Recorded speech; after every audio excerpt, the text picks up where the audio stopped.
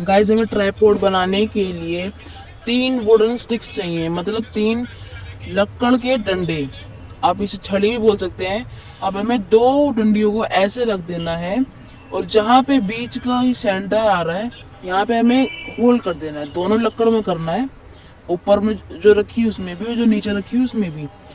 अब देखो इस आप एक नट लेना लंबा सा, ये स्क्रू होता है, इसे ठोक देना और उसके बाद में स्क्रू ड्राइवर से इसे थोड़ा थोड़ा टाइट कर देना। मेरे पास ड्रिल नहीं थी, नहीं तो मैं ड्रिल से डायरेक्ट छेद कर सकता था। अब देखो मैंने इसको ही यूज़ करके यहाँ पे एक होल कर लिया है एक लकड़ी में।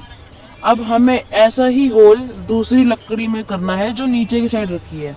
यहाँ पे मैं करूँगा तो अच्छे से इसे रख लेते हैं जगह पे जहाँ पे हमें करना है, उसे फिर ठोक के और स्क्रू ड्राइवर से टाइट करके सेम प्रोसेस से कर लेना छेद। यहाँ पे मैंने छेद थोड़ा बड़ा कर लिया है क्योंकि वो वाला छेद हमारे काम नहीं आता, वो बहुत पतला था, हमने थोड़ा चौड़ा कर लिया है बड़े स्क्रू से।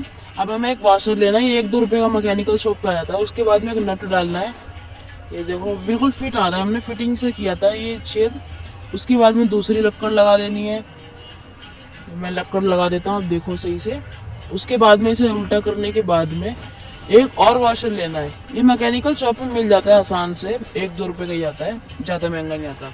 अब इसके नट को हमें लगाना है, उससे पहले हम इसे ठोक देंगे थोड़ा ताकि ये मजबूत हो जाए, टाइट हो जाए, बाद में ढीला ना हो। मैं दोबारा टाइट कर देता हूँ क्योंकि मजबूती हमें चाहिए। अब मैं नट को भी टाइट कर देता हूँ। अब मैं यहाँ पे एक टेक्नोलॉजी यूज़ करने वाला हूँ, टेक्नोलॉजी। तो उसके लिए देखो मैंने ये रिंच ली है, ये ना और बड़ी आ रही है, नट टाइट नहीं हो पाएगा इससे, तो हमने ना स्क्रू ड्राइवर लिया है और इसे ऐसे टाइट कर दिया। ठीक है, अब देखो टेक्नोलॉजिया, टेक्नोलॉजिया। ठीक है, अब इसके बाद में ऊपर से नट पकड़ लेंगे ताकि ये फ्री होके घूमे ना।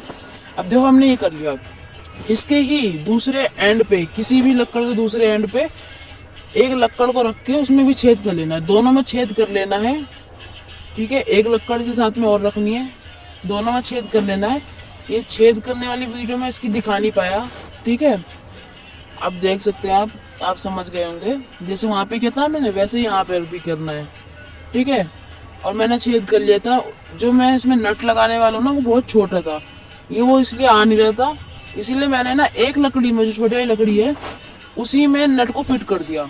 ठीक है, अब दूसरी साइड जो दूसरी लकड़ है उसमें हम नट को डाल लेंगे। ठीक है, दूसरी लकड़ है ये जो हमने पहले अटैच करी थी। उसके बाद में जो हमने एक और छोटी लकड़ लेके उसमें नट फिट करा था ना, उसको फंसाना है इसमें। और ये गाइस ऐसा बन चुका है कि इसे लकड़ को घुमाओगे तो टाइट होगा, इसे ऐसे घुमाएंगे एंटी क्लॉकवाइज तो ये टाइट होगा और क्लॉकवाइज घुमाएंगे तो ये ढीला होगा। ठीक है, देखो मैं भी टाइट कर रहा हूँ इसे ऐसे घुमा घुमा के। आप जब इसे सेट करोगे ना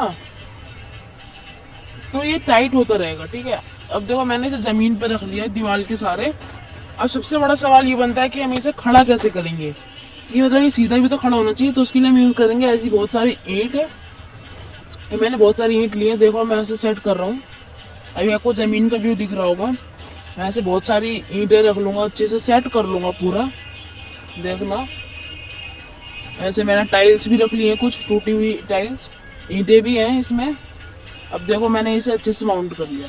अब सबसे बढ़िया सवाल ये बनता है कि इसमें मोबाइल कहाँ रखना है, तो उसके लिए हमें 2 रबर बैंड चाहिए। आप 3-4 भी लगा सकते हो ज़्यादा सेफ्टी के लिए।